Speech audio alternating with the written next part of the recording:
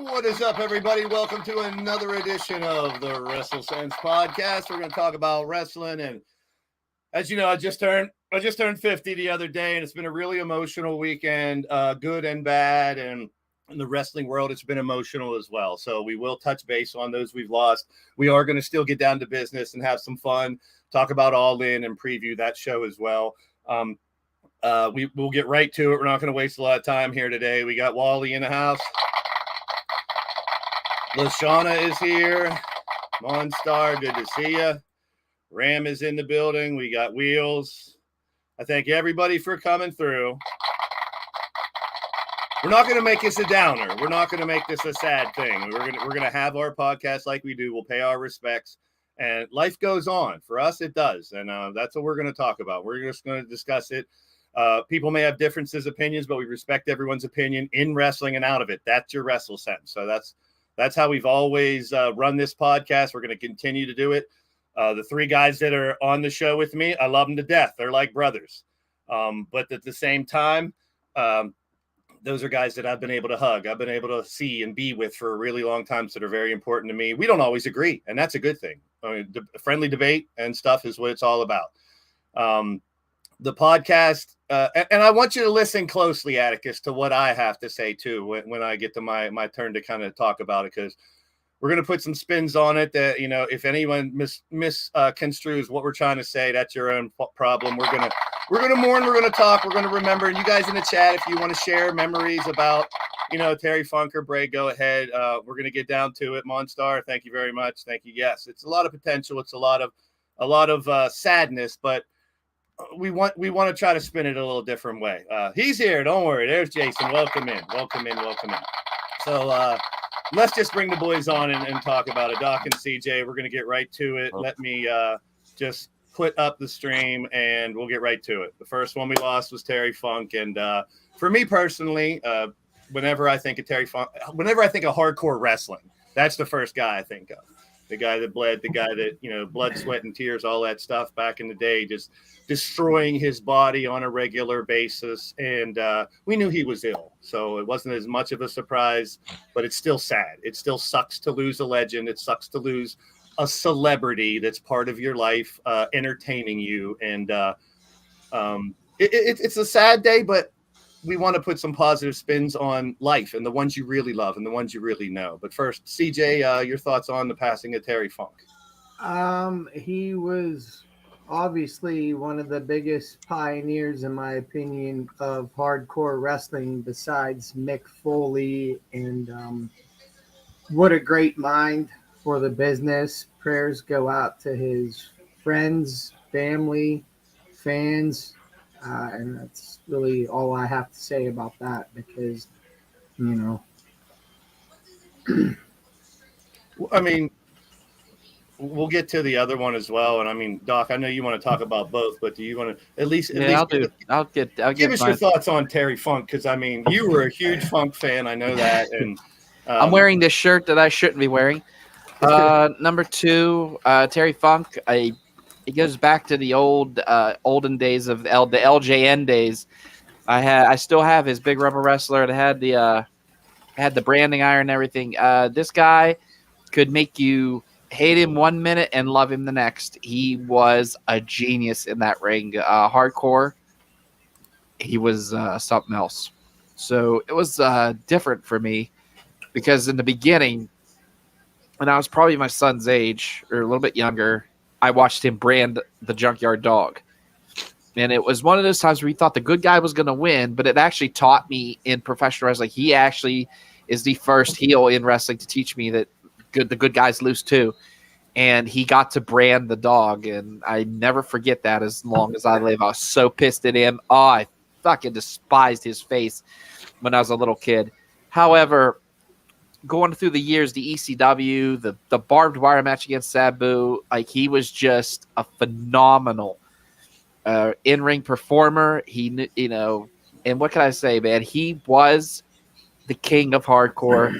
When you think of the wrestlers that are out there, him and Foley would tear down the house, man. So, God, prayers go out to his family, his friends. Thank you, Funker, for just an amazing career and amazing entertainment that you gave us, sir. Thank you again. Godspeed. Hey, set the bar, man. Revolution. Yeah. Big Ray, how you doing? Great car. We Hola, got boys. Sorry, running a little bit late here. It's all right. We're just we're talking about Terry Funk first. Your thoughts on the passing of Funk? Doc hit it pretty well with Funk. I mean, for me, the earliest memory I have of him is whenever he flipped on Ric Flair and power drove him through the table. And I remember my grandfather going absolutely apeshit over Funk doing that. And, we all know how big of a proponent of ECW I was. And in my opinion, Funk was the absolute better for ECW. It wasn't about what he could do for himself. It was who he could put over, how he could make them, how he could better the business. And that Desperado by the Eagles starts blaring through the PA system. You just knew you were in for something. I mean, at that point in his career, he could barely work. He could barely walk. But he just gave every ounce of everything he had to put on a show. And to better, like I said, to better the business, to forward somebody else's career, to put them over. I don't know that ECW would have hit the cult status it had it not been for Funk. Yeah. I mean, the people before Funk, before ECW, I should say, I'm sure if there weren't people like Terry Funk, there might not have been an ECW. So that's definitely a good point, too. I forgot about the Desperado thing and stuff, too. But, I mean, Terry Funk was also in a bunch of movies. You remember him in Roadhouse? You remember him in a couple movies? He was funny as shit. And he's a talented individual, too. So, entertainer that, passed away and, rest in peace. And thoughts and prayers to his family and everybody who he left behind. That's the most important thing is the people that you leave behind, hopefully they can move on with their lives and take it now. The second one was earlier today, and this one is a shocker. I don't think any of us saw this coming. No, not at all. I mean, I just read a report yesterday that said he's cleared to wrestle and he's probably going to be back soon. And what better place than a pay-per-view called Payback for someone who has so much reason to come back and pay a few people back for what happened with his characters in the past. But CJ, your thoughts on the surprise passing of Bray Wyatt here? I want to start this off by saying, and I don't mean any disrespect to fans or anything by this, before people just go fucking assuming how he passed, let the fucking facts play out. And if you want to assume, you're more than welcome to do that. But then you become part of the fucking problem when it comes to like mental health and things like that. We don't know. The guy just passed barely hours ago. So end the fucking stigma of what people are already out there saying and go fuck yourselves. How about that? Yeah, I mean, we got a couple people here to deal with mental health on a professional basis, on a regular basis. So it's like, yeah, to just judge and throw that out there is not fair to anybody. Yeah, we don't know how he died yet. This is brand new news. Good. What I'll say in finish with Bray Wyatt, I feel without even speaking a word to him ever, but wrestling is to me a family. And I feel like he had one of the greatest minds for the wrestling business. And I'm thankful to have been able to watch the journey that he made throughout his career, although it was unfortunately too short in my opinion. So prayers to his family, his wife, his kids, again, his fans. And again, I didn't mean any disrespect by what I said earlier, but it frustrates me beyond fucking belief when people just want to assume something without knowing fucking anything. And I'll leave it at that. Yeah. So I want to piggyback off of that for my little, and it's not really a rant, but same thing. I would never disrespect anyone that passed away. I would never disrespect anyone. You know, I mean, I've talked to my friends, but right now when celebrities die, people, it's not the end of your world. I mean, it shouldn't be the end of your world. Does it suck? Yes. Is it a surprise? Yes. But when celebrities die that you've never met, that you've never known, I got to hug all three of these guys. I love these dudes. These are my friends. These are my family. I just come from my 50th birthday where I had tons of friends come by, and that's real life. You know, people that are stopping their life because a celebrity died, I get it. It's a big part of your life. It's wrestling, and I mean no disrespect, as well as CJ said. But I got two friends dying in a hospital right now that I know. Who should I be more worried about? Should I be sad about Bray and Funk, or should I worry about my friends, my family that are dying? You know, that's why I want you people to put this into perspective. Celebrity deaths should not change how you live. When Michael Jackson and Prince died, it sucked. But they hadn't been making music for a while. You never knew them. Like, let's not stop our lives because a celebrity passed away. It's horrible news. But to hear people say, fuck 2023 and stuff, that's what bothers you the most is celebrities dying? Make you hate this year? Let's be real, people. Let's be real. Wrestling is huge. And like CJ said, they've been in the back with people risking their life every time they step in the ring. It is a family feeling, no matter where you're at. But let's be real about it.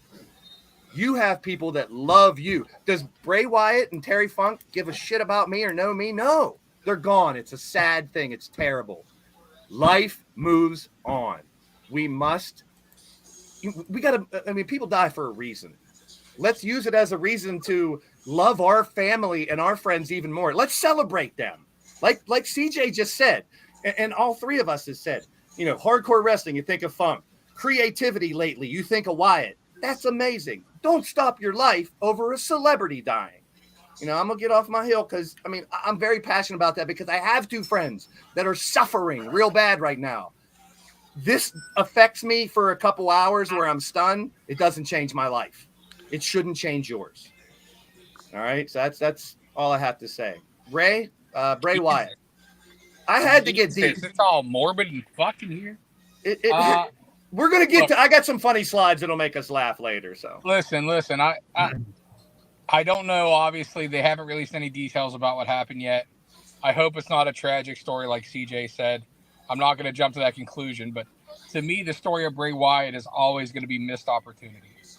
He had a great run, especially in the swamp, cult leader-esque Bray Wyatt that, he broke onto the scene to mainstream, with. And to me, man, it's just such a missed opportunity. He walked away from wrestling for his mental health, which we all understand and commend. But, this is a guy in his prime that the toxicity of the business drove away. And that, to me, is the biggest takeaway from this, is that the wrestling business as a whole, whether it's in the WWE, AEW, or whether it's clear down to the indies, all the politic and the shit talk and the toxicness in the back that happens, this is supposed to be fun, man. Whether you're a retired shitty indie wrestler like myself, whether you're an active, semi-important indie wrestler like CJ, whether you're a Matt Cardona who's traveling the world, or whether you're a multi-fucking millionaire like Bray Wyatt was, this is fun. This is what we dreamed of doing as kids. This is what we love. This is our passion. And it sucks when somebody's driven away from it because of politics, because of a toxic nature, because nobody gives a shit about your mental health or if you're okay. They care about what you can do for them and what benefits you are. And that fucking sucks. So, and to me, the story of Bray Wyatt is just always going to be the missed opportunity, because I feel like if this guy was just given the opportunity to be himself, to be the character he wanted to be, with obviously direction, you got to have a booker, you got to have, you got to point in the right direction. But if he was just given the freedom to be who he wanted to be and work within the confines of the system without being beaten down, my God, could we have seen one of the best runs of all time? Because I feel like he had that type of mind, like CJ said. He had that type of mind and that type of creativity to just do something different that we haven't seen, that we want to see. Yeah. And it fucking sucks that we're never going to see it. And not that he doesn't have a great legacy already, Because, I mean, he did a lot of great things. And then he swung and missed on some shit big time, too. But I would have just loved to have seen more, and it sucks that we're not going to. Yeah, good, well put. Jacob Baker, new viewer, thank you for stopping in. And I appreciate that. I mean, if Sean Ross Sapp has already reported this, then that's okay. We, just like CJ said, we do not want to jump to conclusions on what happened, but they're reporting a heart attack. So if they're reporting a heart attack and his illness he was dealing with, then that's what it is. So I appreciate you coming in to help out. Yeah, thank you, Jacob. Yeah, that's Thank very you. cool. And I appreciate how you did it. You said that this is news from Sean Ross Sapp, and we've already said a million times here, that we respect that when that news comes from him, it's normally pretty clear. Yeah, that that's a reliable source. Yeah, so that's. I mean, I don't want to dwell on it. It does suck. But Doc, I know this. Doc is one of these people, and I love you to death, brother. But you wear your heart on your sleeve. You're an emotional guy. Mm-hmm. I've legit seen Doc shed tears over wrestling brothers that have passed. That there's nothing wrong with that. And, I'm no, not I'm saying not No, saying that. there's No, not. I know for a fact this one hit you hard because I know what a fan you were of Bray. If there's Hold it someone who together. should say fuck Hold it 2023, But let us have your thoughts, man. now really, without explaining her personal situation, if there's anyone who could say fuck 2023, it's Goddess of Pain for what she's going through. But she won't say that either because of the things she's dealing with, not because of a celebrity death. That's kind of just the point I wanted to get out earlier. I don't want to hammer it home, but you guys are saying the same thing. Created gimmick, hardcore wrestler. We lost two of the great ones. We definitely did. So, and yeah, I just cried. I can't help my emotions sometimes, and I'll do it all the time, and I have no shame in my game. Death, I could go to a stranger's funeral. Blaze, Doc is itching here. I know. I'm going to. I could go to a stranger's go. funeral and cry. I really want to get across the point that I'm not disrespecting anyone. That I am an emotional I don't think person. anybody's going to take it that way, buddy. I don't think anybody So here. I just don't want anyone And to if think people that. do take it that way, It's their I hate fucking to say, problem. it's their problem. Yeah. Yeah. All right. I have the most respect in the world for Bray Wyatt and Terry Funk. But Yeah, so and it's losing two terrible. It's terrible. One was sick and one was a surprise. So it's crazy. So Doc, I know you have some thoughts. I want you to let us know what your feelings are right now. Just let it out. Let us know how you feel. All right, number one, when you think of the word innovator, a couple people come to mind. Of course, Tommy Dreamer, the innovator of violence, Terry Funk, the innovator of hardcore. You have all these different people that are innovative.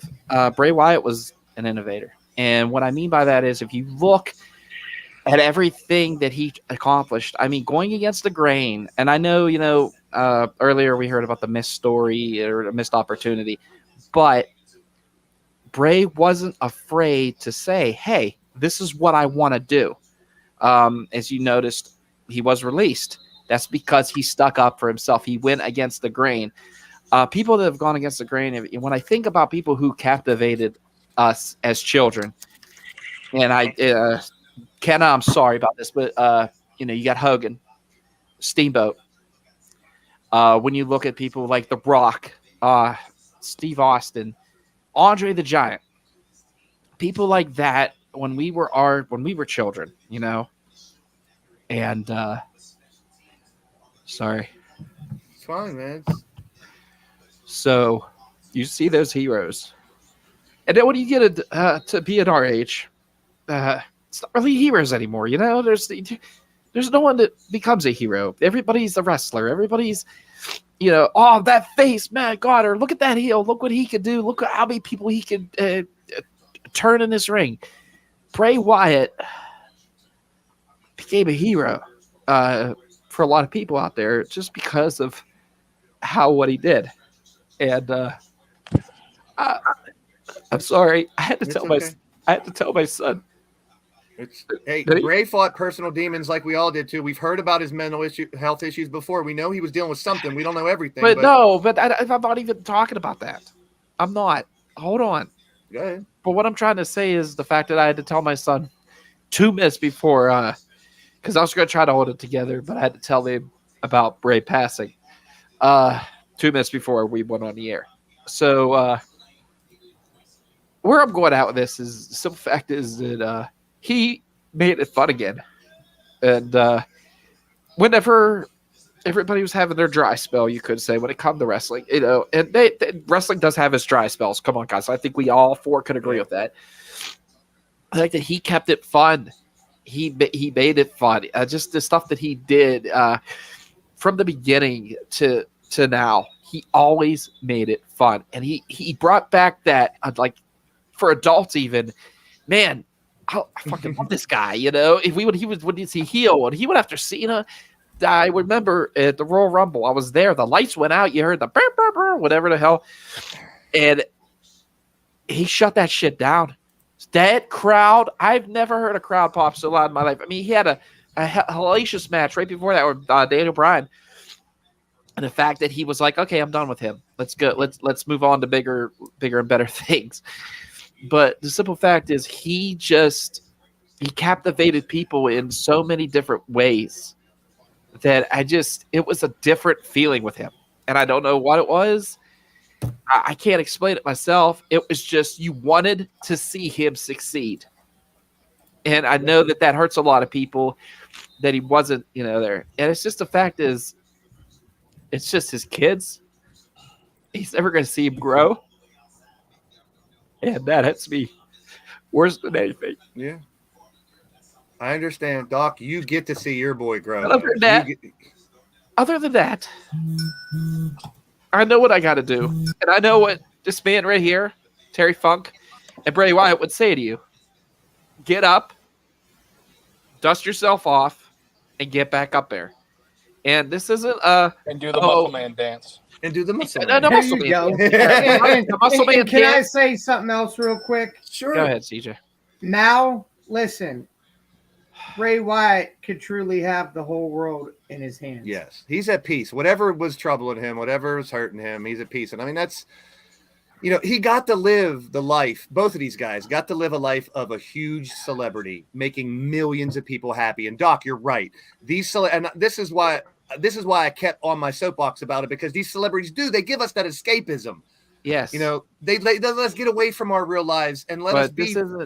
This isn't the thing is, what I'm saying to you guys is this. It's just a simple fact is, this isn't about a celebrity dying and everybody locking themselves in a room. I did that when I was 13 and Kurt Cobain did what he did. That was just who I was. I loved that. I love Nirvana, and it hit me. However, at an older age right now, it's more different for us as adults. As kids, they're going to be crushed about this. However, you're right about the celebrity death thing. The thing that's hit me the most is the kids. And, I see this every day. I work with kids that have lost their parents and what they have had to go through, what happens sometimes. I see that. And I want the best for Bray's kids. I want the best for Terry Funk kids, even though they're all grown. Yeah. I want the best for his grandchildren. What I'm trying to say is this. Both of these guys are legends in their own right. Funk, of course, this legendary what he did. Bray Wyatt, however, like I said, he captivated the hearts of millions, and it wasn't fueled by the machine, it was fueled by himself. So thank you, Bray, for everything you've ever done in this business, and prayers go out to you, your family, and your friends. Rest in peace, both Bray Wyatt and Terry Funk. Thank you. I'm done. Sorry. Well said. No, don't be sorry. That's well said. Back. And I mean, I'm a strong believer in everything happens for a reason. We're going to move on here.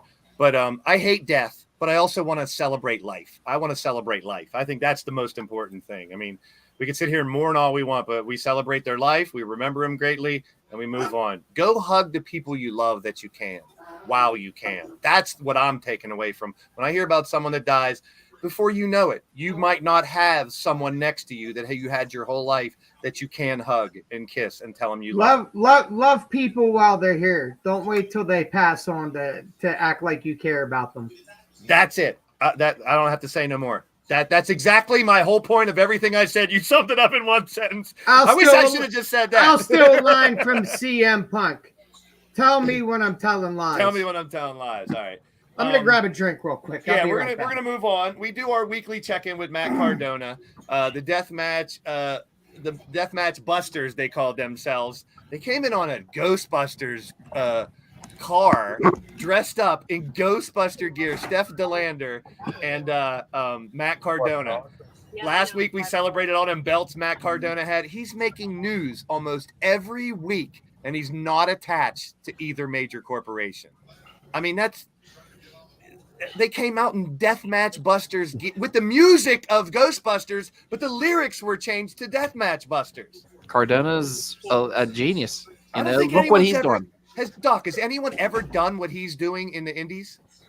In the indies, Can you no. think of I another thought you were going to name? say a Ghostbuster gimmick. I was going to say the Elite no. came out like Ghostbusters, if you remember. Yeah. Has anyone ever done, Ray, do you think anyone in the indies have ever done what Cardona's doing right now? I mean, the only person you could even liken it to is when Cody left WWE. There you go. And was everywhere. But I mean, Cody was more straightforward with what he was doing. But no, Cardona, man, is just taking it to another level. And to me, the fact that he's not attached to a major company is fucking insane. Like, how can you not see the value in Matt Cardona right now? How can WWE or AEW not think that this guy can help move the needle for their company? I don't think I want him in either one. I like what he's doing. I think I want to marry Steph DeLander. I'll show you who I want to marry in a second. I'll show you who I want to marry. But before that, someone made this reference to the Judgment Day, reminds them of something, and I can't get it out of my head now. Any South Park fans out there? I love it. I love it. I love it. They said it's the South Park goth kids, and I went, no fucking way. That is so spot on. I maybe flipped the tall guy with the short guy for Damian and Finn, but I just really hope the rumors I've heard about what the end game is for now with them is not true. What rumors you heard? What I've heard is that they plan to turn Priest babyface. Out, yeah.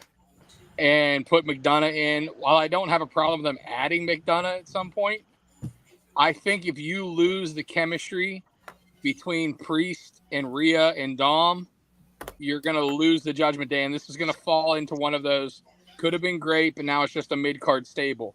And nothing against Finn. I'm a huge, huge Prince Devitt fan. And I think we talked about it last week. I think he's been completely fucking botched in his booking and the way they've used him. But right now, he's not a believable main eventer. The only believable main eventer you have in a group, which is an essential piece to be a big group, to be a main event group, you have to have a main eventer. Yeah. And that's Damian right now. Yeah, he's got the briefcase. He can go right after either the champs if he wants. I mean, yeah, it's going to be interesting to see where they go with it. But when I heard that reference, I was like, that has to go on the show. That's hilarious. So that is funny as shit. And Monstar, you are right, and you can't have her. She's mine. And when I saw this picture, somebody's growing a little bit. I love it. Someone's grown. Oh my God. Now there was like 5 or 6 of these pictures with that pose. That's the best pose. I'm like, and I didn't think she had those before. But then there was another picture. Oh, she didn't. I mean, I don't know if I want to shake Ron Bradford's hand or his never mind. Well, I'm ready to go to Chicago. I'll tell you that. I mean, seriously, she's grown. That's not natural. Oh, that ain't gross. That's not natural. That's beautiful. All right. It's naturally phenomenal. I'll tell you that much. Yeah, I'm not talking about fucking AJ Styles either. I miss her. I want her to come back on my TV. She's the one that could quit and go OnlyFans now. I don't know.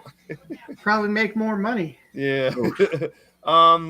I heard there's a couple people I've heard that have an OnlyFans. I am just flabbergasted. Really? Yeah, I found out some things at Tony a ghost Kincaid show. has one, doesn't he? No, not at all. Okay, keep going. All right. This is a question we're going to get into AEW, but it kind of mixes with what happened with Edge the other night and his retirement, because this is the word now. I mean, do you guys think it's going to happen? I heard he already nixed it. Like he went out and spoke and said, that there's an extension in his hand for WWE. Did you watch the video? What's that? Did you get to watch the video yet? Not yet. Did you? Okay, so basically what it is he posted. I just read about it. So I can't remember if it was to TikTok or to Twitter or X or whatever you want to call it now. But basically it's him on his back deck drinking a cup of coffee. And all he said is, Essentially, I don't know what I want to do. He said, like, everybody wants to retire at WrestleMania or like this big moment, but for me in my hometown with everybody, the fact that I had to retire forcefully last time against my will, this time I got to have a match with one of my best friends in my hometown.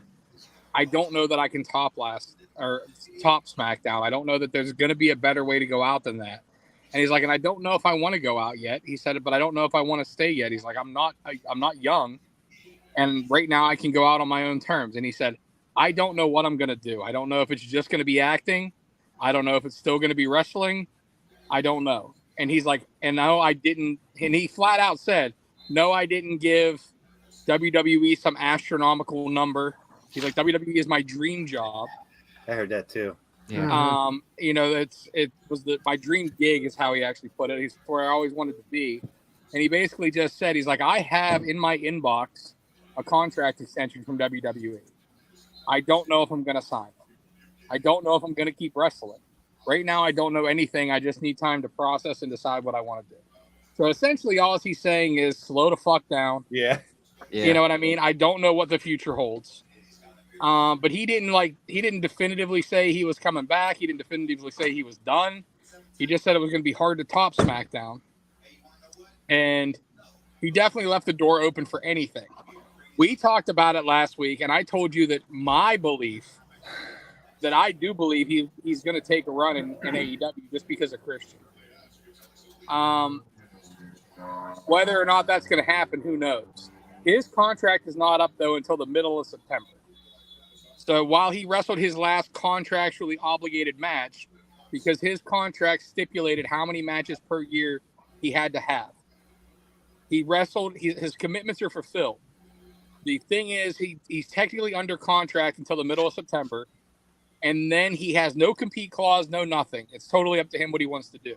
So everybody needs to cool the fucking jets with he's going to show up in Wembley and blah, blah, blah. That ain't happening. There ain't going to be Edge at Wembley.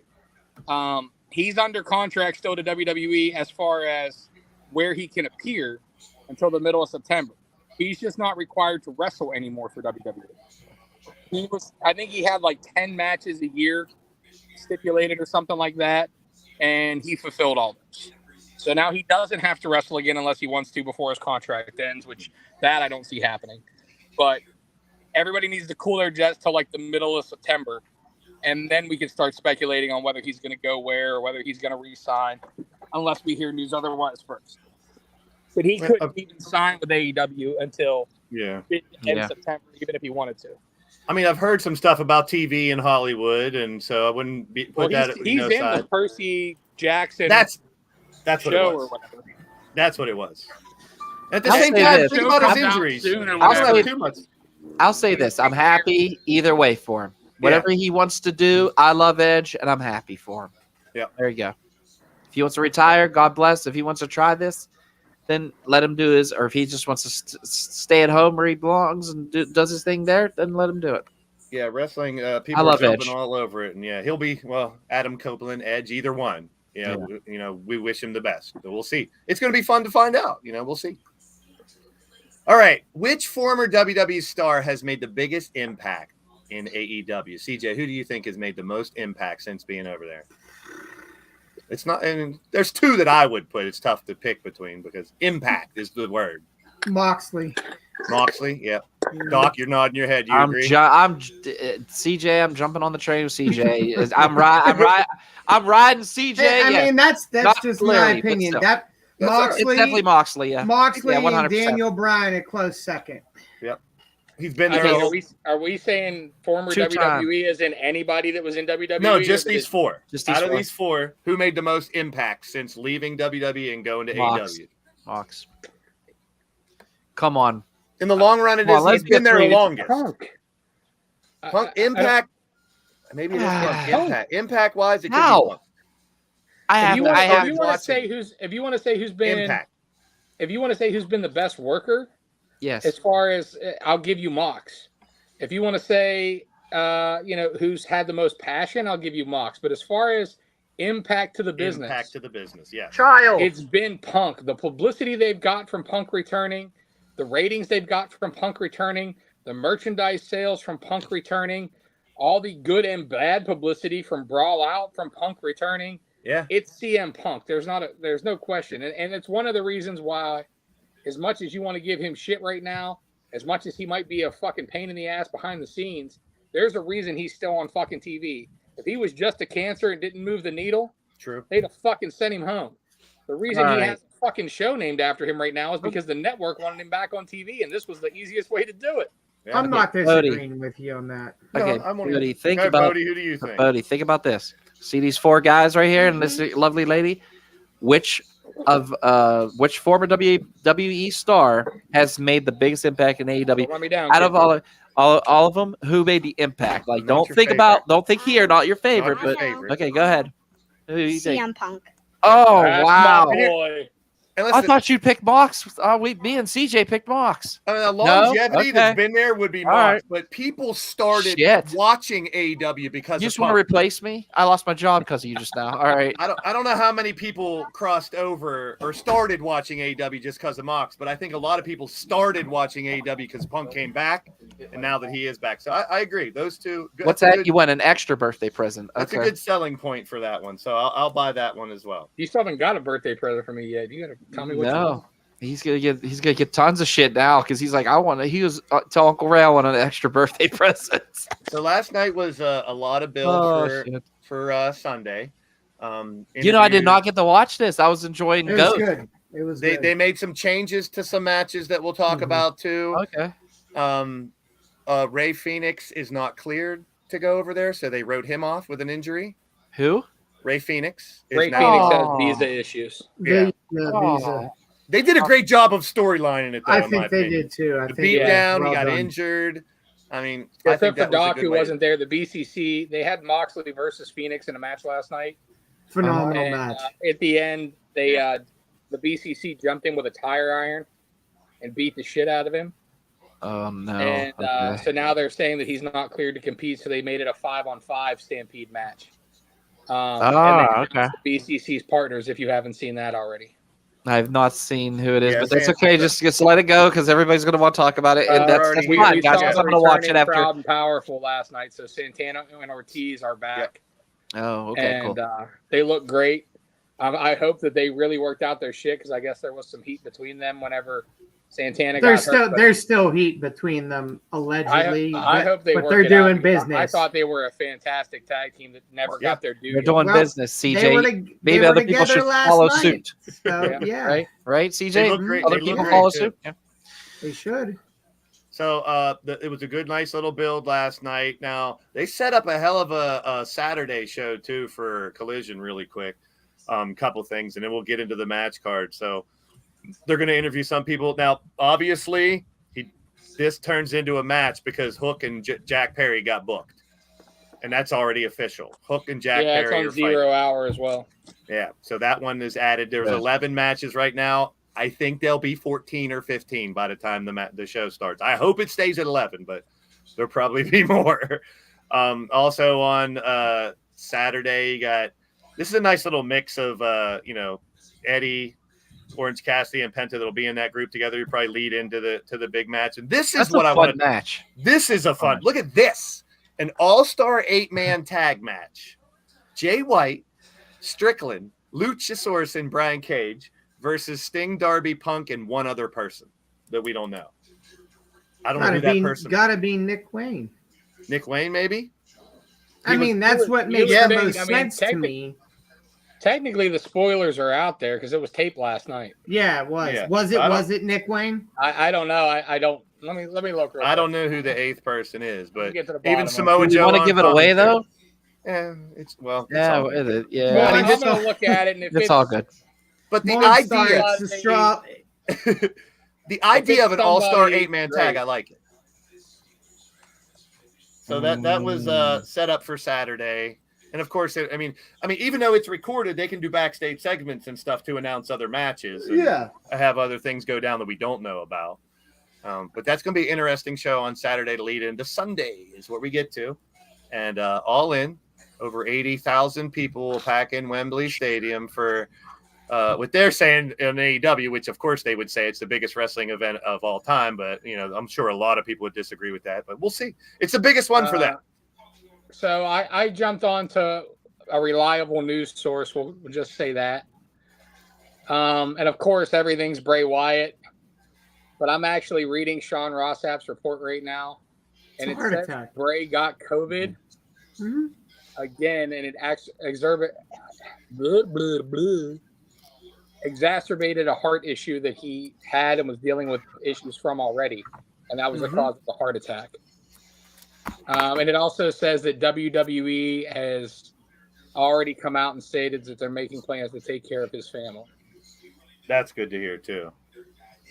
All right, so let me see if what I came here for is here. So we'll get into, and if you read anything, go ahead, let me know. But we're going to go through the match card here. Yeah. Firstly, like I said, it's booked. It's booked. Jack Perry will defend the FTW Championship against former champion Hook. CJ got two pay-per-views in a row. You got more picks than anybody else, bro. You're the champion. Yeah, let's hopefully make it a three-peat, but I highly doubt it. So who do you think here, CJ? I mean, will Hook get the belt back, or is evil Jack Perry stay with that title? And again, I'm going to make my picks on how I would do it, so I'm okay if I eat shit on this one. I would keep it on Jack Perry. Fair. Doc, what about you? Booking, I'd keep it on Jack Perry. Ray, you want to get that heat. You want to get him more heat than he already has. Because people still like him, believe it or not. I'm interested to see why. I mean, he was supposed to retire the belt, so I guess Hook came out and said he wants a rematch first before he retired. So maybe Jack Perry still wants to retire it if he keeps it. Well, I guess this is fitting because your mystery partner for Punk, Allen, and Sting it's Hook. Is Hook. Yeah. I did know that. My bad. So he's going to fight twice. Why would anybody fight twice on a pay-per-view? I have no idea. No, that's for Collision. That was taped last night. Oh, the Collision thing. That was the joke on the there's so many people ragging on. We'll talk about the match here in a minute. I mean, are we calling it now, or are we doing our picks? Or I said Jack Perry. I mean, I want to see Jack Perry, but I feel like if this is the retire that belt, you're gonna put it on Hook because I mean, think about it. Taz. Taz originated that belt, so why not retire it with his son? So I'm going to go Hook on this one, guys. If they're retiring it, I don't know. I agree with Doc. I think Hook wins. I think he gets the belt, and then he brings Taz to the ring, and in the middle of 80,000 people, he gives the belt to his dad to retire it. All right, I'm going with Jack Perry. I think if they're going to keep this thing around, and they're going to keep the heat on him with that title and rub it right into Hook's face. So we'll split it. You can get heat back on him whenever Hook does what beat up Taz. Taz in, they have a moment, and then you have Jack jump Taz. Yeah. Hey, if you could throw Wally's last little thing up there. Jay, thank you. But you want to talk about getting something rubbed in your face. Whew. Wally's a Falcon fan, too. He's from Atlanta. So me and Wally do a lot. That's why I'm so good with grief and loss therapy. When I do my mental health. Okay. All right, so now the match that people were questioning why it's happening, I think something happens between Adam Cole and MJF that makes the main event a lot more appealing. They're going to go after each other. You're finally going to see someone hit the other one, and it's going to make it a little more enticing for the main event. Now, I'm going to go first. I don't think they take the titles ever. I think the dissension between the two will have – I wouldn't mind them getting the titles, though. That would add a hell of a weird dynamic for the main event. I'm going to go with Aussie Open retaining – but Cole and MJF just going at it, so that main event has a little more heat. What about you, CJ? I'd like it to be Aussie Open keeping it. I can't take credit for what I think would be better because I think it was when I was listening to Fightful earlier. They do a gimmick where MJF is having travel issues and he can't make it there in time for the 0 hour and have Roderick Strong fill in and Adam Cole and Roderick Strong win the titles to cause more dissension between Cole and MJF. Again, I can't take personal credit for it. I'm glad you brought it up. I like that. But you're sticking with Aussie winning, and that I like that too, man. I can't argue that. Doc? Aussie Open. Fair. What about you, Ray?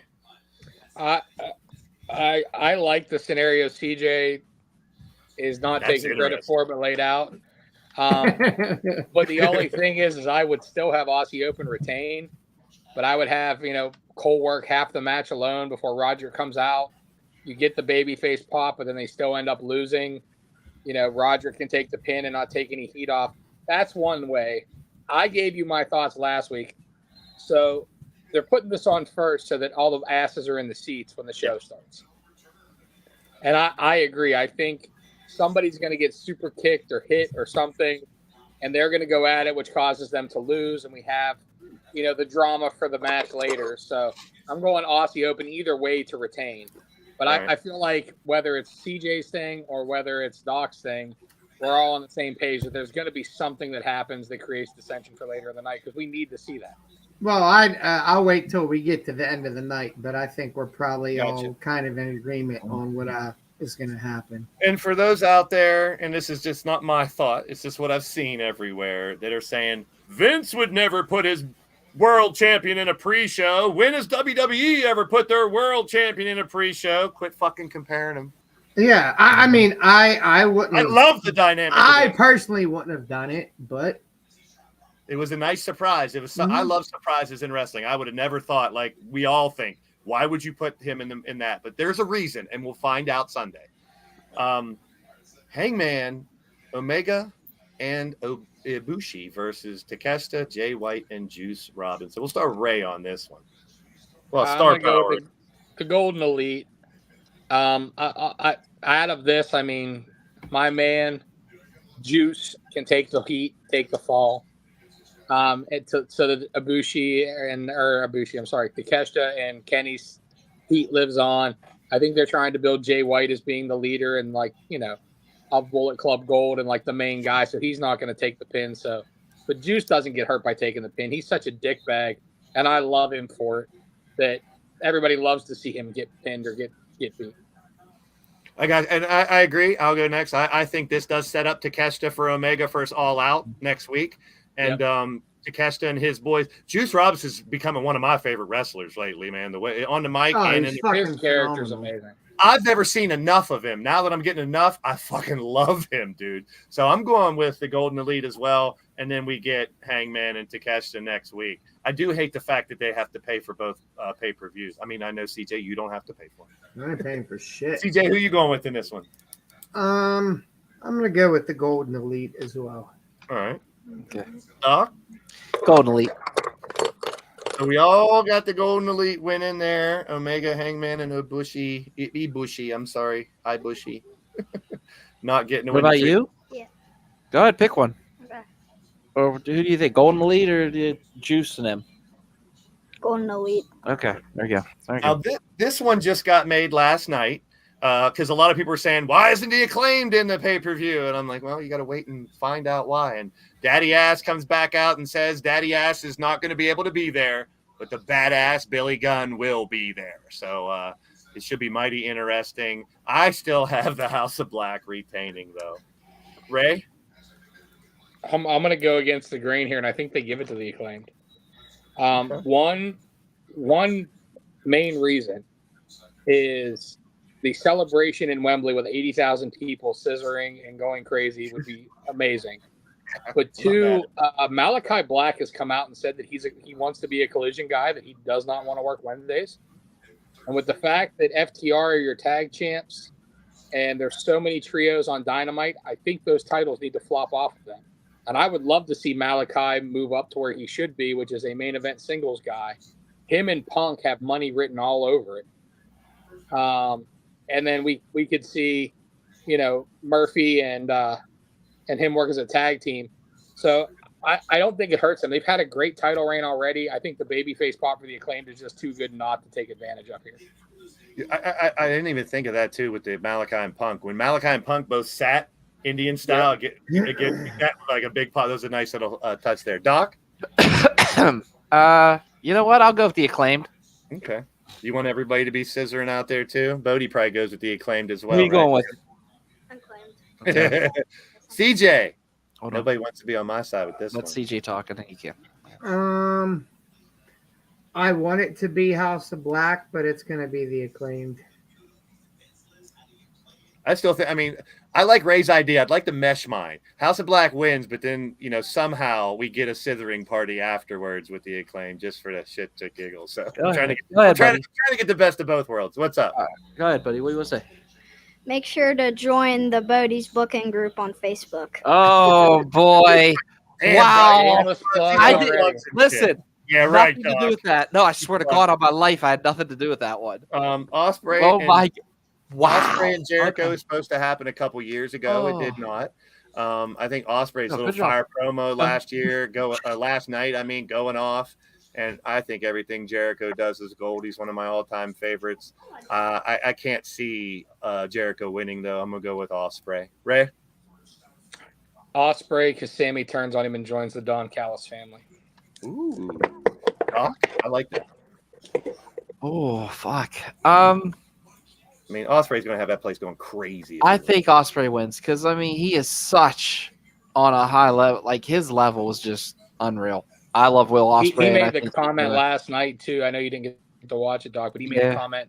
I'll be the only one who can say I beat Kenny Omega, Chris Jericho, and Kazuchika Okada in a span of 2 months. That's insane. That'd be the greatest moniker for a heel ever, so go for it. What was the thing, Jericho? Jericho beat who? Rock and Stone Cold in the same night, right? Wasn't that for the... Yeah. So, what about you, CJ? I second Ray's verbatim. Yep. Ospreay has to go over. There might be a couple false finishes where it looks like Jericho's going to win, but you got to give Ospreay to win in his home. So now Rey Fenix is out. Santana and Ortiz is in on the left. So is it now 5-on-5 or is there still an empty spot? No, 5-on-5 now. 5-on-5. All right. So we're not going 6-on-6. It's just one less. There was an updated graphic earlier today. I tried to find it. I didn't find it, for fuck's sake. So I'm an asshole for that. Doc, we'll start with you on this one. BCC or OC and the Friends? You know what? I'm going to go BCC. Okay. I am too. I think they got too much going for them right now. CJ? Because it's a stadium stampede and not just like a regular match, I'm going to go with Best Friends, OC, and yada, yada. All right, Ray. Throw some sprinkles on it. Two schools of thought. One, I think it's going to be the BCC because they dropped the Anarchy in the arena match. However, the booker in me says turn Proud and Powerful, turn Santana and Ortiz on the BCC because they have nothing to do with them, and realign them with Eddie Kingston. Kingston and Ortiz were aligned to get Wembley show. Probably not. So I'm going to go BCC, but I kind of think that to me, it could go that way. It makes a lot of sense, but we all know that what makes sense doesn't always happen. So let's just go Blackpool. And speaking of Stadium Stampede, I played it for 3.5 hours earlier today online. It's a blast. You can do some really crazy shit with 29 other people running around the stadium. You can play slots and get stuff. It's all like Fortnite type stuff where you get rewards, and you only have a couple moves. But it's all about last man standing. It's a blast. I'll be streaming more of that, and hopefully Fight Forever gets more on the creation end soon. I won't rant on that because I'll be here all day. So now this match has also changed because it's now Christian Cage with Strickland fighting against Sting and Darby in a coffin match. I thought it was going to end up being a 4-on-4 or something because they had all those other guys like Brian Cage and stuff out there. We'll start with CG on this one. Sting and Darby or Christian and Swerve? Sting and Darby. All right. Doc? Sting and Darby. There's no way you're going to let Darby lose the casket match. That's kind of like, I don't know. How can I put it? No, just no way. Thing. I'm actually going the other way. And here's why. Because everyone, you got enough celebrations with Ospreay, scissoring and stuff like that. I think because they have Luchasaurus, Brian Cage, and all those other sons of bitches from the embassy that could schmoz this shit, and everyone thinks it's his shtick. He's got to win it. He's won the last one. I'm going with Swerve and Christian. I have no idea why, but I'm just going with it. I like it. Ray? If you went that route and Swerve and Christian went over, could we see Christian Cage versus Sting at All Out? I mean, we have a week for the next pay-per-view. Why so not? I think a Yeah. lot of these Why matches not? will set up next week's matches. And I agree, but I do agree. I think it's going to be Sting and Darby. Okay. I'm going to go with that. The only thing that bugged me last night is when they added him. Like, Brian Cage is literally standing next to Swerve. Yeah. Darby's in the ring yelling, "Who's it going to be? Who do you have?" Like, They Cage never was standing officially right said next to it was. Yeah, they never officially said it was Christian until I think after the show. To be They honest, didn't make I it know, really it was clear. it was just a weird thing. Like, Yeah, it you was, have nobody it was. else. You have, and like Brian Cage is standing there like, "What the fuck am I? Yeah. 290 pounds of chopped liver." yeah. That's what I thought. Make it 4-on-4. First one that gets thrown in a casket. Because I mean, with a big show like this, you want to get as many stars and big names and stuff out there. Not that Brian Cage is a poor guy, man. He just And got. to clarify, AR Fox, I'm not sure the exact issue, but he hasn't wrestled out of the United States, I don't think, since 2016, if what I was hearing was correct. So there's some sort of travel issue with him not being able to travel. That's why he was taken out of it. Now, again, I can't take credit for this either, but I feel that like AR Fox and Swerve as a tag team should have stayed as a tag team, and they could have like just benched him for losing the match. He didn't have to turn on him and All Out. And then it was also said on, I think, Fightful that like Darby should not be like so cool with him that quick after what he Yeah, it just was did to ridiculous. Nick Wayne. True. Because it was, there was a lot of things, like it was a solid show, I think, last night on Dynamite. There's a lot of things that were just very weirdly booked, in my opinion. Do you Well, that's guys what I real was quick? going to say is you're taking an entire booking arc that would normally be 3 months. And Okay, it seems like you you're answered my question. shoehorning it into a fucking show. Yeah, you're You know what answering I my mean? question. Or into Yeah. 3 weeks. And that's been kind of the build for this in general is like what should have been 3 months to culminate it all in, they've jammed into a fucking month.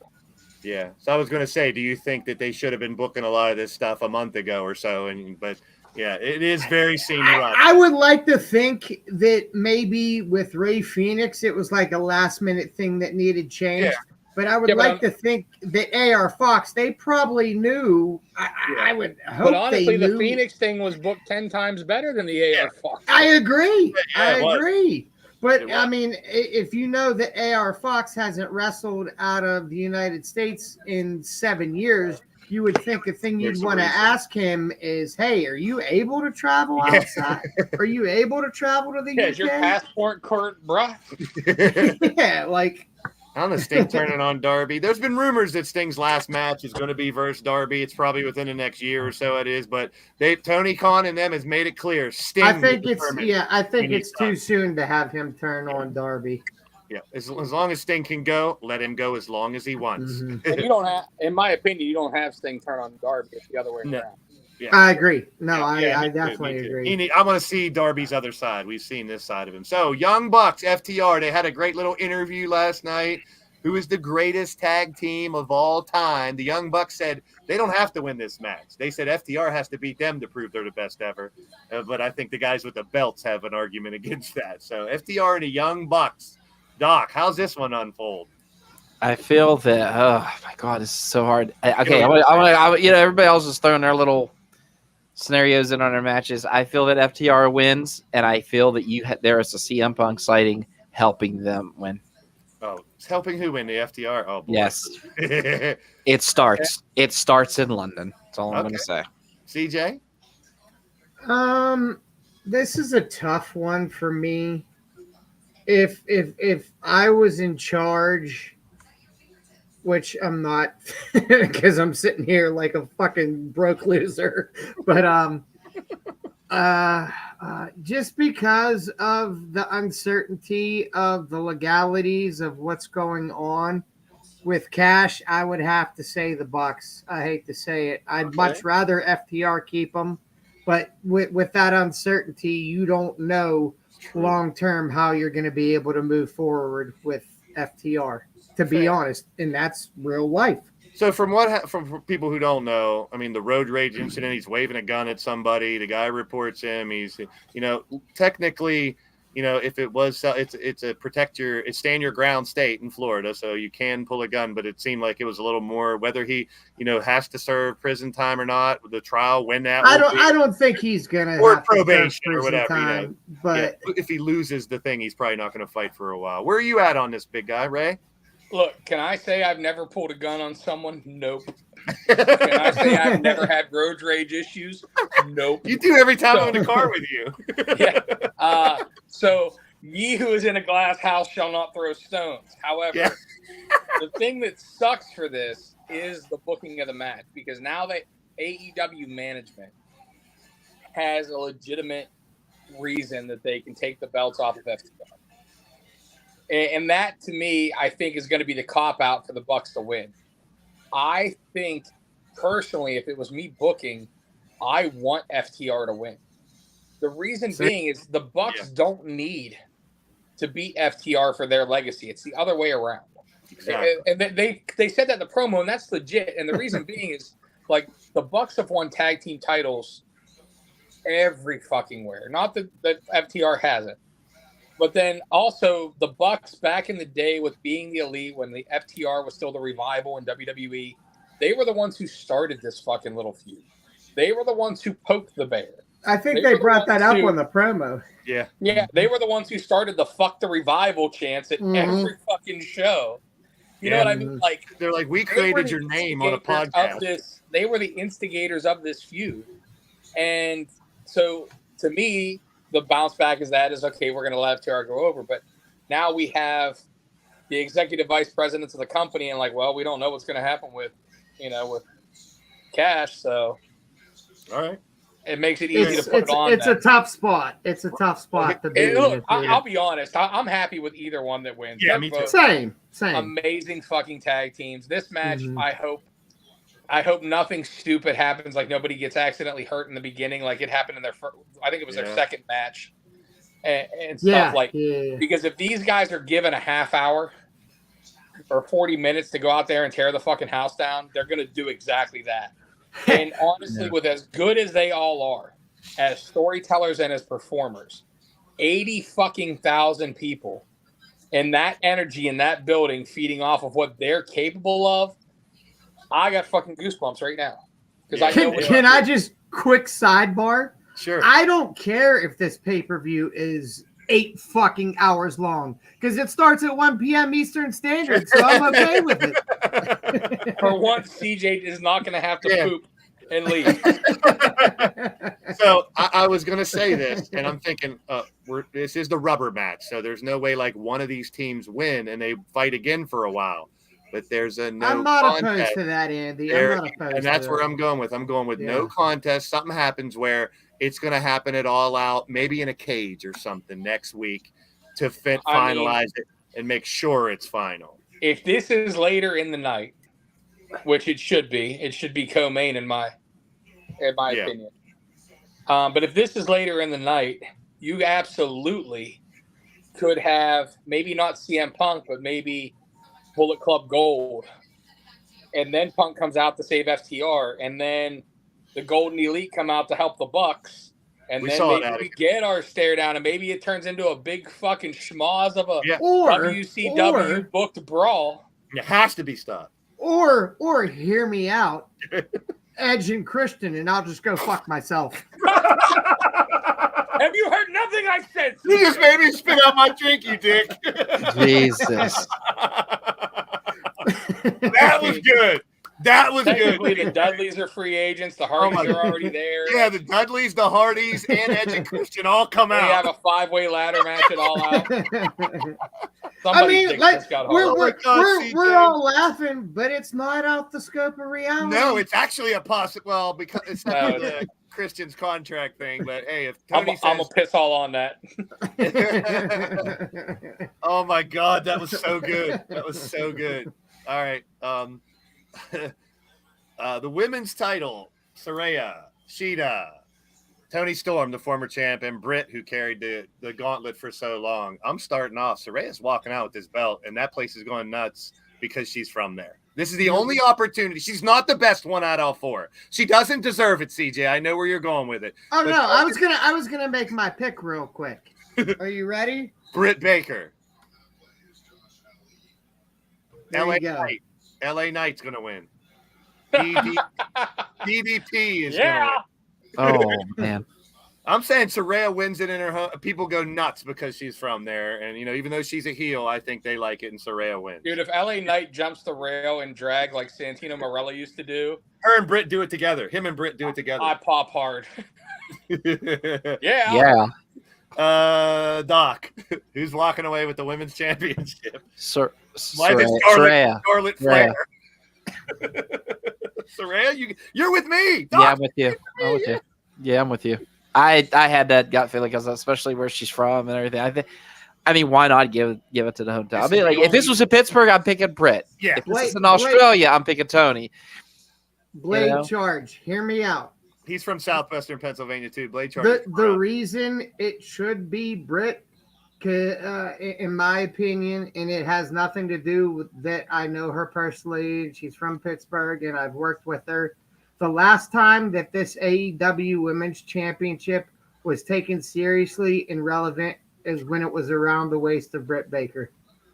Malcolm Sheen, I saw you earlier on the stream. Thank you so much for coming over here, bro. Appreciate that, man. Please subscribe to the channel if you haven't already. And we got 19 likes. Can we get one more to get 20? Someone out there forgot to do it. Please hit the thumbs up for us. We appreciate it. All right, Ray, tell us how this one's going down, big guy. I'm gonna give you two things here. Four different storylines. No, okay. just two. And what I'm gonna do is I'm gonna play devil's advocate for everybody else. So for CJ, here's why I can see it being Britt Baker. The last champion prior to Toni Storm was Jamie Hayter, the best friend of Britt Baker. They teased that dissension for quite some time, and then they got chummy again. Hayter's not that far off from coming back. She was actually hopeful for this show. She could be in her corner. Sorry, my kid tried to FaceTime me. She was actually hopeful for this show. It just didn't happen. So having her come back to Britt being the champion can play into a great storyline. We also have Thunder Rosa. We also have Thunder Rosa possibly returning here shortly, and we all know the history there. Yeah. Dude, wait a minute before you finish. If Hayter's there, I might change mine. If Hayter's with Britt, Hayter's not going to be with Britt. No, she's not going to be there. She's not cleared. Okay. So not the rest, just to be in the corner. No, she's no physical contact. All right, good, Ray. That's why I could technically see CJ's coming true. However, I'm going to go with the status quo here, as I think the opportunity to put it on Saraya in Wembley fucking Stadium in front of 80,000 people, the press that gets you, the pop that gets you, is too good not to take advantage of. She just got that fucking thing. So you're going with Saraya too, Ray? I am. Saraya. Haha. Ray pun. All right. Poor Sheeta, man. She just got that thing. They're going to take it off her. No one wants her to win. No, I'd like her to keep it, but until her English gets better. Yeah, which it's not bad. It's not bad, but she can't. For the real world championship. Well, they had to do it, though, before we get into this one. They had to do it, though, because if Saraya beats Toni Storm or takes Toni Storm's title at Wembley, then we have dissension in the Outcast, which we don't want dissension in the Outcast. It's not time for that yet. True. They're too good of a group. So by having it flipped to Sheeta, and Sheeta being the one to lose the belt, now there's no dissension between Toni Storm and Saraya because she didn't steal the belt from her. Good shit. So keep it going, Ray. CM Punk and Samoa Joe for the real world. Obviously, CM Punk is winning this. Again, I just hope they give him time because the little taste we got of this match was okay, but we know what these two are capable of. No blade charge. I'm not saying give them an hour or anything like that, but if we give them 20 minutes on a pay-per-view, we can see some great fucking shit. Oh, I agree. Blade charge, not to correct you, but it's not for Punk's title, so it's not for Joe's title. You mean? Or it's not for Joe's title. Yeah. I mean, and Punk isn't a champion, so it's really for no title technically. So CJ, go ahead. Your thoughts on it? How's it go down? He's beaten CM Punk in the ring before. I have, but that in 387 will get me a gallon of gas. It's like 22 years ago. Still happened. But hey, by the law of physics, though, If Punk beats Joe, does You can that beat mean Joe. CJ Sensation can beat Joe? Yes. The logic works. 2001? In 2001, 2002, Yeah. possibly, Hey, the logic is sound. right? 7 degrees of Kevin Bacon. It's gonna be Punk, but I would like to see Joe. No, Doc, you picked Soraya, right? Yeah, I did. I picked Soraya. I was about to say it, but Brooklyn, good looking out there. Just just in Joker's always case. Thank you. He's always correcting me. He finds Thank all my typos on my website and everything. It's all good, Brooklyn. Thank you. Joker's my. Good. Go ahead. This is you. It's your turn, Doc. I don't think CJ was done yet, so I'm gonna wait. CJ, I thought you picked. I said it's gonna be Punk, but I would rather it be Joe. I think it's gonna be Punk too. I mean, I'd rather it be Joe, but it's gonna be Punk. Can't. I mean, I feel like they're gonna like with the FTR thing that I called, and then this is just gonna run rampant all through London. I feel like this is where you start to see that. Oh shit, what's going on right now? I like that. I mean, you gotta feed the fire for next week. Unfortunately, there's another pay-per-view, and it's next week, or fortunately, however you want to look at it. All right, we talked about it earlier, the tag match, and then they'll fight each other. The storyline that's better than the bloodline is now going to not really come to culmination. Will it end? Will it keep going? Who's going to walk out the champ? CJ. I don't mind either way this ends. I really wouldn't. I don't either. And what I was alluding to earlier, I think everyone is expecting, not me, but everyone else is expecting MJF to turn on Adam Cole. It's not going to be. The other way. It's either going to be Adam Cole turning on MJF or no one's going to turn on no one. And afterwards, I think you're going to see Roderick and the Kingdom. So that's why I'm thinking I want MJF to keep it, to be honest, but I would not be mad if it was Adam Cole because of help from Roderick and the Kingdom. I like that. I think that definitely could be a possibility. Doc. Adam Cole wins. Adam Cole stabs MJF in the back. Everybody's like, oh, MJF this, oh, MJF that. Adam Cole did the hug, the et tu brute. And I feel like this is where Adam Cole kind of supersedes his way into the heel role, and then we see how well MJF can test the TV audiences as a babyface. All right. CJ, you did go with MJF winning it, right? No, Adam Cole. Oh, you took Cole. Baby. Right. Sorry, I missed that. Right. I said I would like MJF to keep it, but got it. Ray. The World Championship is on the line. The booking power is in your hands. How do you do it? The boys have it 100% right. Cole flips. The Kingdom and Roderick got his back, probably help him win, or if not, help him win, at least join him in the beatdown after he stabs MJF in the back. They've been testing the waters. They've tested it a few times prior to even this feud with MJF turning babyface. He's as babyface as he's ever been. The I'm a scumbag, but I'm your scumbag thing is over like fucking Rover. And to see this double turn in this main event where MJF goes full-blown babyface, Cole goes full-blown heel where he's 10 times better, and we get a new undisputed era, if you want to call it that, with the Kingdom, Roderick, and Adam Cole, baby, is too good not to write itself, and then literally leads to a rematch fucking next week at All Out whenever MJF attacks him on Dynamite, jumps him, starts whooping ass, and then gets attacked by the whole Kingdom and claims this rematch for next week. And that enough sells the next week's pay-per-view, even the fact that they're going to have to ram fuck a card into 1 week. But if you have the double turn and then the rematch a week later, that sells the pay-per-view, especially with these two and how good this has been so far, that the next evolution of it is Tom fuckery. Okay, I'm going to flip the script. This probably won't happen, but would be fun to me. And it's probably too soon to do what I'm about to do for next week. This is the biggest stage that AEW's ever had. We got to hype another pay-per-view in 1 week. I already said the no contest between the tag teams, so we got FTR and the Bucks already next week at the pay-per-view. The turn happens at the tag match, which makes us believe that these two will hate each other for this main event. MJF wins. They hug it out. And CM Punk ends up fighting MJF next week for the undisputed World Championship. I'm okay with that. But too it's soon. too soon. It is. Drag it out. Too But rushed. Yeah. to end this show, these two hug it out. But Punk does challenge for that belt and wants it. It is too rushed. I know. I'm ahead of myself, but I'm gonna go with MJF retaining. I'd actually.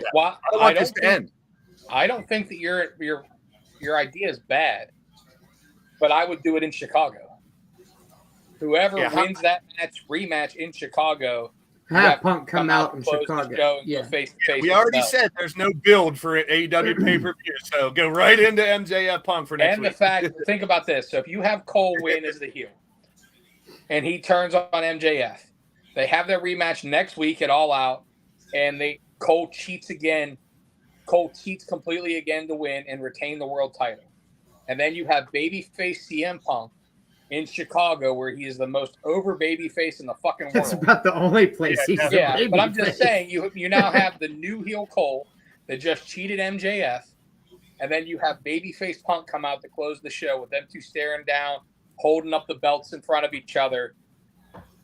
That's, again, we always talk about too good not to do, and sometimes they don't fucking listen. But it's too good not to do. That's your that's your storyline. I like it. Either way, a lot of these matches, it doesn't matter which way they go. I think they'll be entertaining if if they give them enough time, like Ray said, and we get a nice show. I think it's going to be a great show. You want to hear the cool thing about this? Regardless of the outcomes, everybody fucking wins. Yeah, I think it's a great lineup. Even though there wasn't a lot of build for it, we didn't get a ton of stories leading into it. That's a fucking amazing card, man. You got all the names you think you should have. Great matches.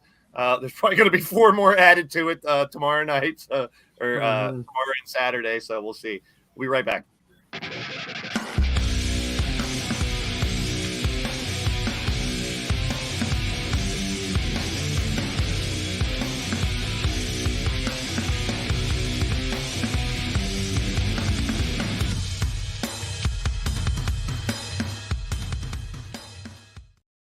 Dude, I can see everything that Ray says happening. I mean, he's just got that gift. I'm not going to blow smoke up his ass anymore, but it's been recorded. You know what the gift got me? I'm sitting on the couch in a fucking clothing boutique. For 87 podcasts we've done, he's had a good take on some fucking story each damn time. Instead of writing for a wrestling company, that's where it's got me. Hey, we can start. We've done it before, though. We can start our run. We have a referee. We have an announcer. We have a booker. We can start. I like working gorilla position. Or you can we're help missing produce. A vital part, though. You know what that is? Wrestlers. A bankroll. Yeah. A fucking money mark. A billionaire daddy to start us a new company. I'm sure the Saudis would give us some money. They're offering James. I'll take it. They're offering James Harden $900 million to go play basketball over there. DJ, you need to find a sugar daddy.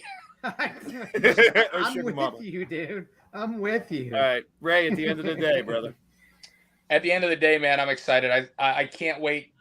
I really hope that the energy, because if it's anything like what we just saw from those London crowds, when they were in Cardiff, or, the UK crowd, when they were in Cardiff and shit, man, I'm excited for it. The shows that have been, like the Puerto Rico show, have been off the fucking charts. And I feel like the fact that Wembley hasn't had a show in so long, that crowd's just going to be fucking jumping. And, man, I'm excited for that. To me, when the crowd is hot like that, it could be a mediocre as fuck show, and it just makes it so good. Amen. And I'm so excited for that. I really hope that it comes to fruition. I like the card, don't get me wrong. I think there's going to be some great action. But I really hope that the crowd just fucking encapsulates that, and I hope that it captures that, and I hope it makes it a special, special night. At the end of the day, End of the day, enjoy the pay-per-view. Enjoy RWA Saturday. That's right, August 26th. Bell time's at 7, doors are at 6. And last but not least, man, hold your loved ones close because they are the ones that matter the most. Yes, well said. CJ, at the end of the day. At the end of the day, I'm wiped the fuck out. But like I said earlier, and I don't think Doc or Ray were present. I could be wrong. Instead of waiting till people pass on to love and care for them, Love people while they're here. Okay. And I meant no disrespect by anything I said earlier. And if you took offense to it, I'm sorry, but I'm not. Yeah, go fuck yourselves. All right. At the end of the day, definitely RIP Funk and Bray. Two greats are gone. Adam Cole and MJF are going to keep going. They're better than the Bloodline. And I have a fantasy draft during the pay-per-view. Oh, I'm going to miss it, so I can't watch social media all Sunday. I'll watch Fucking it. automatically draft, loser. One more at the end of the day. At the end of tonight, actually, I have a 17-year-old. My daughter turned 17 at midnight. I know. I'm an old fucking man. Happy birthday, Allie, if you're watching. Love you. Fuck my birthday. Just because it's over, nobody wished me happy birthday here. I wished you fucking Yeah, we wished you birthday. happy birthday last show. Birthday party. Fuck face. You know, Happy birthday, you beautiful fucking niece. twat. Love you. See you LTDs in a couple minutes. See you later. See you next week for All In. I'll be late. I got another fantasy draft. Boy, cunt. I guess. Oi! Love you all. I was in your fucking 50th birthday party. There was pin the tail on a donkey and a fucking we do a clown. podcast. Why didn't you tell people about that shit? I had to crack a dumb joke that made no sense. I'm Mr. Corny Dad joke. Normally at a 50-year-old birthday party, I expect strippers and blow. You had a clown and fucking pin the tail on the donkey and street bag. Hey. What the fuck? Yeah, but the pizza was delicious. The princesses were beautiful. All the Disney princesses were there. Doc whined to me. As soon as we left, he's like, I'm leaving now. And I'm like, fuck off. I still hope Come you. back. I don't know what's about. Dude, as soon as Ray and as soon as you and Tony left, Doc came. As soon as Doc left, Pat Dyer came. And like, where's Ray and Doc? I know. Doc was texting me, bitching at me. And I'm like, I'm at Home Depot. I don't know what it's about. I told him I hope he shits himself on the way home. Watch the replay, leave us a comment, drop a like, drop the thumbs up. We'll be back next week. Try to make more sense out of pro wrestling. Good luck. Get the ketchup. Oh, and by the way, if this episode got your feelings talking about death, face fuck your feelings. How about that shit? Yeah. Wow. Hey, hashtag face fuck your feelings. Yeah. Nard. If you guys get that shit trending, I'll make Hashtag better than the bloodline. Hashtag face fuck your feelings. Wait, here's the star montage. Ketchup. 1, Ketchup. 2. Oh, look. I'm sorry. Ketchup boy. We're out of here.